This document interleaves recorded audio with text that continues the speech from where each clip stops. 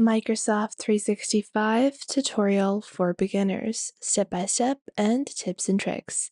Hello everyone and welcome back. In today's video, we're going to be doing a deep dive into Microsoft 365.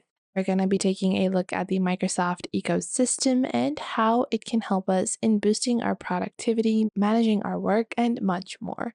Now, I know that a lot of people that hear Microsoft, they only think of Word and Excel, or they only think of Microsoft Teams.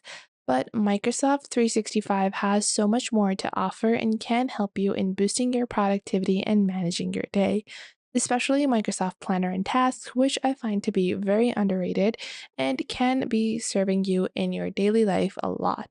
Now, let's jump right in. To get started, simply log on to Microsoft 365.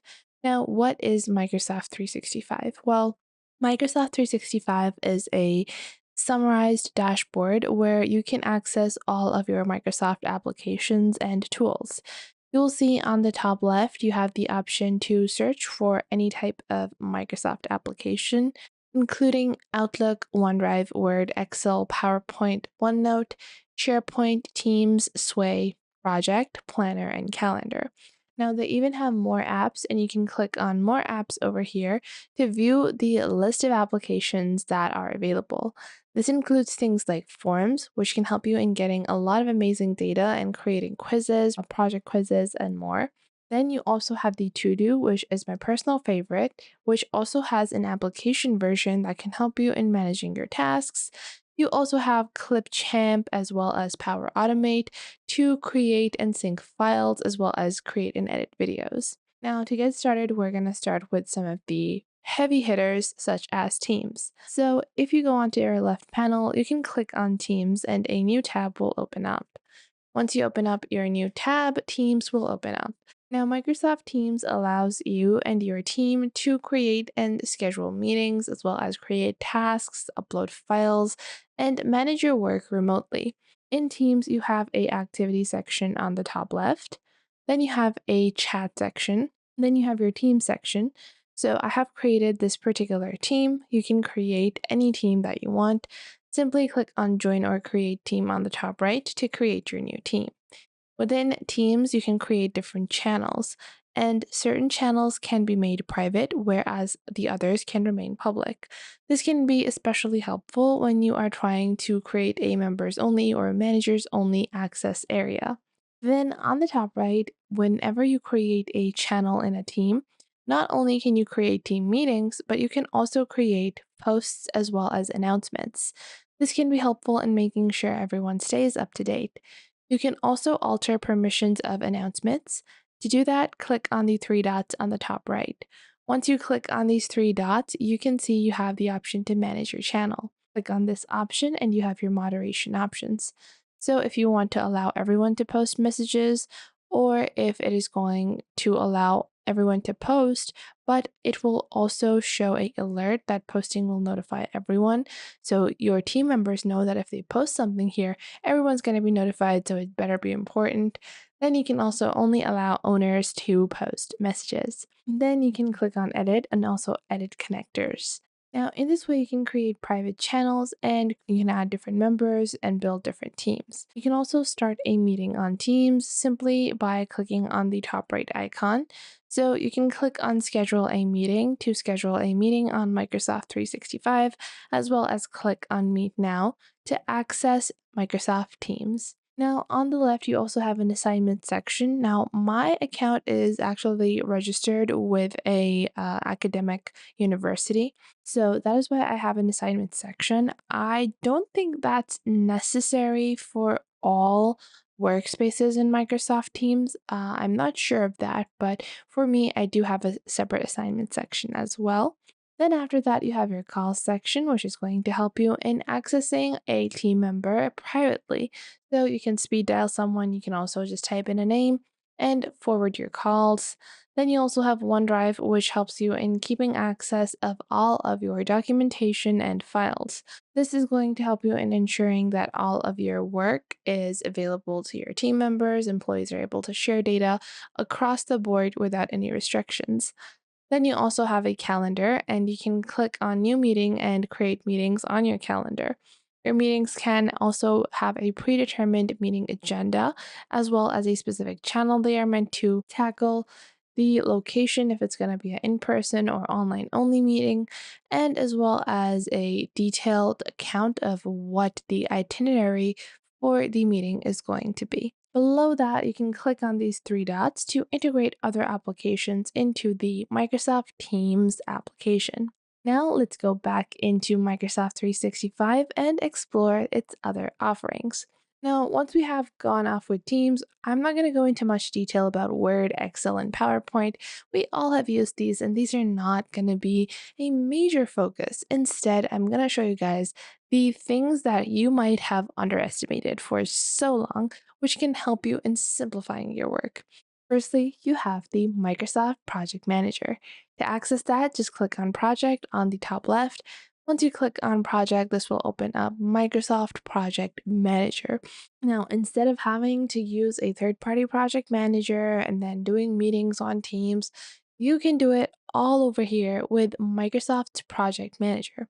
On the left, you will have a panel, and you can go into your home section over here. Once you do that, you can simply click on New Plan over here and build a simple project plan. Now, you can click on a roadmap type of plan or a blank plan, and you can also start with a template. So I want to do this for project management, and this is a very standardized Kanban project management template. If you are doing something else, let's say commercial construction, it's going to be customized for that. Software development, it's going to be customized for that. So I am going to be doing project management. I'll click on use template, and you guys can see currently my subscription isn't available for creating a new project as of yet, but you can obviously just create one with your Microsoft 365 subscription. Now, the next and most important app is the Microsoft Planner. Again, it's very similar to the Microsoft Project application. It allows you to plan out your day as well as plan out your team. So if we open up the planner over here, you have a planner hub and you can click on new plan.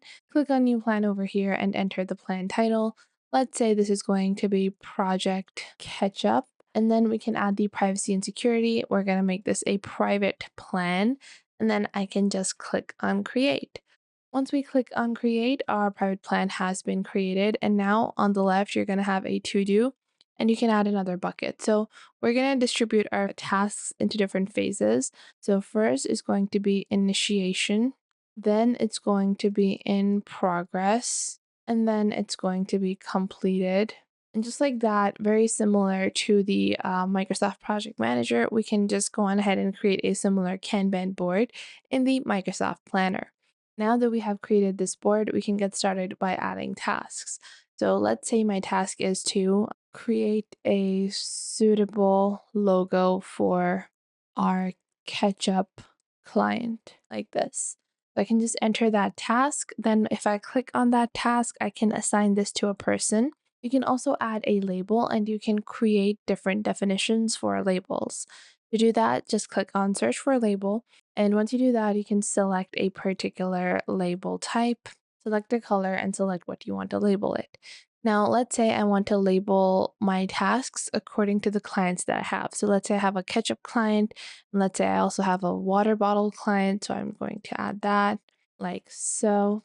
And I can add different labels, so it's easier for me to later on just look at the task and be like, oh, it's for this company. Your categorization methods can be different, and you can use different labels accordingly. Now, after that, we have our bucket, and if we go into the bucket, we can choose which one we want to add this to, then our progress, as well as our priority. Now, let's say this is going to be important. I can set a start date as well as a due date. And the best part about using tasks is that you can also set up repetitive tasks based upon your own customized intervals as well. So if there is a recurring meeting or a recurring briefing that you have to give, you can set that up and set it up as a recurring task after whatever interval of days you're supposed to give it. Below that, you also can add notes as well as a checklist. Now, checklists are amazing when you are going to be creating a larger task because Creating a suitable logo is a huge task. What color am I supposed to use? What size am I supposed to use? All of that info.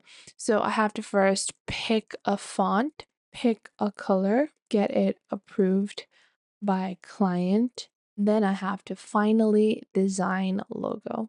So these are the checklist items, and this can be helpful in ensuring that your team members know what type of actionable items they are supposed to do to actually complete a task. Because, sure, we all know we're supposed to do something, but unless we have an itemized list or an action item, it can be really difficult to break tasks down, and it's really easy when it's right in front of you, you know what you're supposed to do. And it can also help drive more progress when you see, oh, I've done 1/4 of this task. Below that, you also have attachments you can add to each individual task. So any PDF, document, relevant file can be attached here.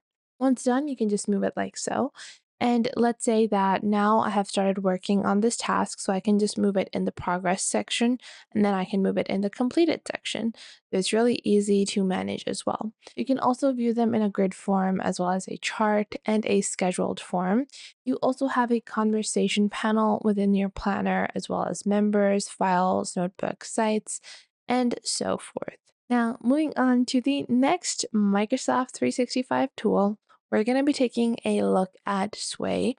So this is another amazing Microsoft 365 tool, and you might not have, even heard of this because we're also used to using Canva these days that we have forgot that Microsoft has the OG. Even now, Microsoft presentations can be so striking. So if you go on ahead and take a look at Sway, Sway is especially designed so you can elevate your presentations. Simply click on Get Started over here, and once you do, you can just click on Create New. Once you click on Create New, you will see you can give a title to your Sway. So if you want, you can add your images. You can upload your own if you want. I want to use a background. I'm going to click on looking for the simple backgrounds like so. I like this one, so I want to add a title of The Story of Tomato Ketchup. I don't know what my ketchup obsession is about, but I guess it's here. I'm going to add this image over here. And after that, we can see we have a storyline, and this is what the first point is going to look like. Then I can link this to a specific web link as well. We can also add a accent to the text. After that, we can click on this plus icon and then choose to add another image, stack this, as well as build more text upon this and more. Now, once you do that, you can simply click on insert on the right to alter the image if you want, as well as create an entire storyline and create your entire design. So this is what the first slide currently looks like. It's really basic right now, but obviously when you spend a little bit more time with this, you're going to be able to really master and design. Now, let's go on into the next 365 application, which is My Tasks. So, click on More Apps over here. Once you click on More Apps, you're going to scroll down. And yeah, it is the To Do application, which I really, really love. You guys can see you can click on To Do over here. Once you do, this will open up the Microsoft To Do. And I also have the desktop application for this. The desktop application is phenomenal. I definitely don't think you should be using the browser version. The browser version is really lackluster when you compare it to the desktop application. It's just so good. And I'll show you guys what this looks like. So let's switch to the desktop application. Just give me a second so I can switch you guys as well. So this is the Microsoft 365. So this is the Microsoft 365 application. This is the application version. I don't like the browser version. I like the desktop version because it's just so nice to use. It gives you such amazing reminders. It never messes up and it keeps me on track. On the left, you have a My Day section. Now, your My Day section is going to allow you to see what tasks you're supposed to complete for the day. and you can click on the top right over here to see all of your tasks that you still haven't completed, and you can drag and drop them onto the current day if you think you have enough time to complete these tasks. On the left, you also have a section to highlight important tasks as well as view any tasks that are already set with a particular date. Then, if you take a look at the Assigned to Me section, you will see that I just created this task that was just created in the Microsoft 365 ecosystem. We created this in the planner where I added create a suitable logo for our Ketchup client. Now, this is what I love about tasks. I don't have to constantly open up workspaces. Instead, everything that is assigned to me shows up in the Assigned to Me panel on my tasks. So I don't have to constantly think about, oh, I have to, reopen and recheck the planner, or I have to open up my project manager over and over again to see where my progress is at. Instead, I can simply view it in the Assigned to Me section on Microsoft To Do. You also have flag mail as well as a task section. Over here, you can type in a task, so create mouse logo. And once you type in a task, you can open it up. You can add multiple different steps within tasks as well, as we created those sub tasks or checklists. You can add steps. So for creating a mouse logo, I have to pick a color, I have to pick a font, I have to get approval for these two things. Then let's say after that, I'm going to be finally creating my mouse logo. So again, you can create these actionable items within your tasks. Then you can also choose to add a task directly into your current day. You can also set a reminder for every task and also set a due date. And you also have the option to set repetitive tasks. So if again, like we did on the planner, if something is meant to happen after every couple of days, you can set it up on your to-do as well. You also can categorize tasks based upon how you are working. So I have created a personal task list or task folder, and then I've created a work task folder. The work task folder again is divided into two sections based upon two different clients. So I don't have to rummage around, and figure out, who am I supposed to do what for. Instead, the tasks are already categorized based upon the client that I have. Now, let's go back into our Microsoft 365 ecosystem. So, we've learned how to use our teams, we have learned how to use Project, Planner, Sway, as well as our to dos.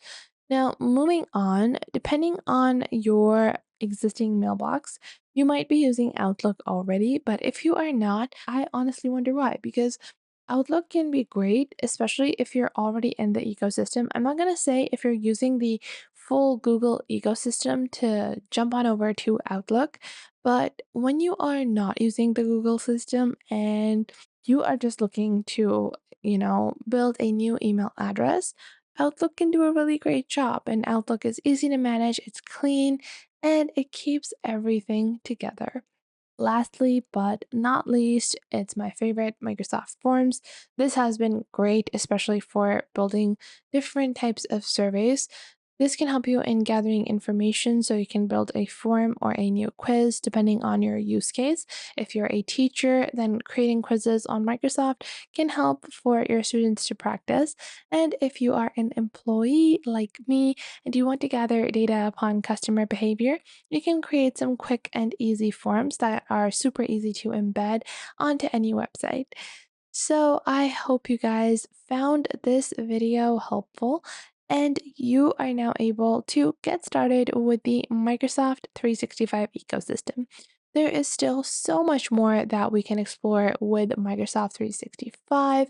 Now that they are, revamping their products, they are really doing some amazing things, and you can find a lot of amazing stuff already in Microsoft 365's ecosystem. This includes templates for presentations, documents, academic presentation, things like your things like this, which is an APA format guide, and you can just paste in your own content.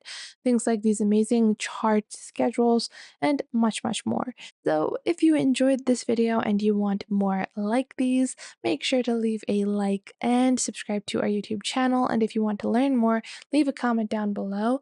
I would love to know what you guys have to say, and have a fantastic day ahead.